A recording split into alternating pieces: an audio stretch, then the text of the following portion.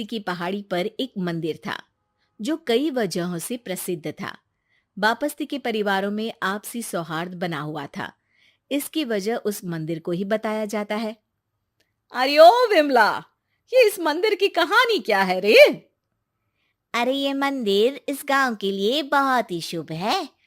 अरे शुभ तो है, तो फिर भी लोग इस मंदिर से दूर क्यों रहते हैं? ये इतना वीरान क्यों रहता है? अरे बड़े बुजुर्ग कहते हैं कि मंदिर में आत्माओं का राज है जो लोगों की मदद करते हैं, लेकिन मंदिर से सभी को दूर भी रखते हैं। अरे ये कैसी आत्माएं हैं जो लोगों की मदद भी करते हैं और लोगों को मंदिर से दूर भी रखते हैं? अरे यही चलता आया है यहाँ पर, इसीलिए कोई कुछ बोलता नहीं। क्योंकि जिसके घर में कोई भी परेशानी होती है तो बताते हैं कि इस मंदिर से उन्हें मदद मिलती है। अरे वाह, ये तो अच्छी बात है। तभी इस गांव में इतनी खुशहाली दिखती है। तभी बाहर किसी की चीखने चिल्लाने की आवाज आती है। दोनों बाहर निकलती हैं तो देखती हैं कि गांव के एक बुजुर्ग रो रहे हैं क्योंकि शहर से उन्हें कोई बुरी खबर मिली है।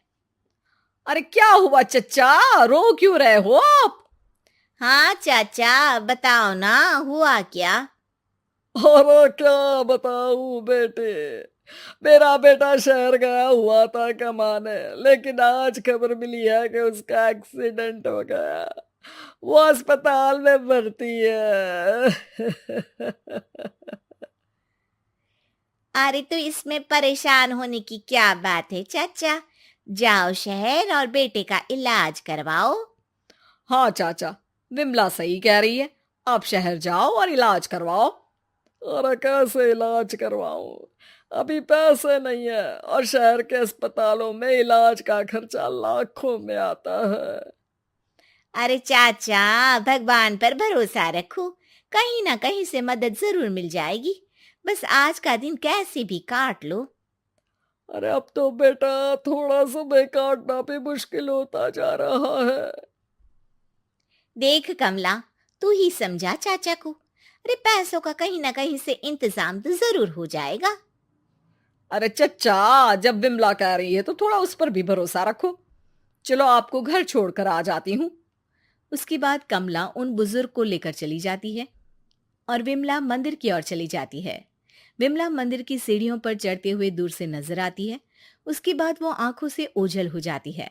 उसी रात उस बुजुर्ग के घर के बाहर एक थैला रखा हुआ मिला। बुजुर्ग उस थैले को देखते ही चौंक पड़ा क्योंकि उसमें 5 लाख रुपए रखे हुए थे। वो बुजुर्ग सुबह दौड़ा दौड़ा गांव के दूसरे बुजुर्गों के पास गया। अरे मंगल भाई सुनो, मेरे घर के बाहर ये पैसों से भरा बैग रखा हुआ मिला है। अरे किसका है ये भाई? अरे भैया, मुझे क्या पता। तभी उधर से कमला और विमला निकलती हैं। अरे बेटा सुन तो, देख ये क्या रखा हुआ था मेरे घर के सामने।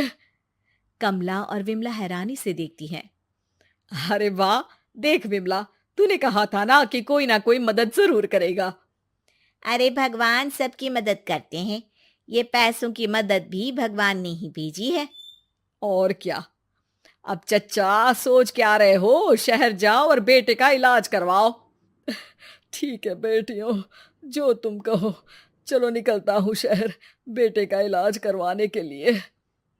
अरे विमला, एक बात तो बता, ये इन्हें मिले तो कैसे मिले पैसे?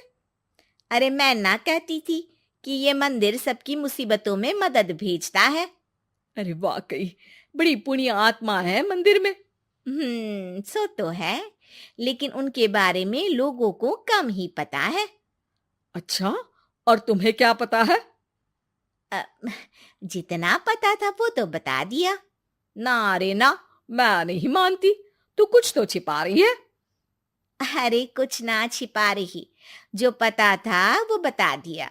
मंदिर से लोगों को मदद मिलती है, बस इतना ही पता है। ठीक है बाबा, अब नहीं पूछूंगी। इसके बाद उसी रात कमला चुपचाप अपने कमरे से निकलती है और मंदिर की ओर चल पड़ती है। कमला धीरे धीरे मंदिर के दरवाजे पर पहुंचती है।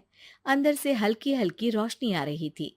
इसके बाद जो वो देखती है वो हैरान रह जाती है। कमला इसके बाद तेजी से वापस लौट आती है। दूसरे दिन सुबह सुबह अरे विमला, तू तो छिपी रुस्तम निकली। है? ऐसा क्या छिपा लिया मैंने? अरे तूने तो भनक ही नहीं लगने दी और चाचा की मदद भी कर दी। हैं? ये क्या कह रही हो? ऐसा कैसे कह सकती हो तुम? मैंने कोई मदद वदद नहीं की। अरे सब पता है मुझे, कल रात मैं गई थी मंदिर। तो क्या देखा?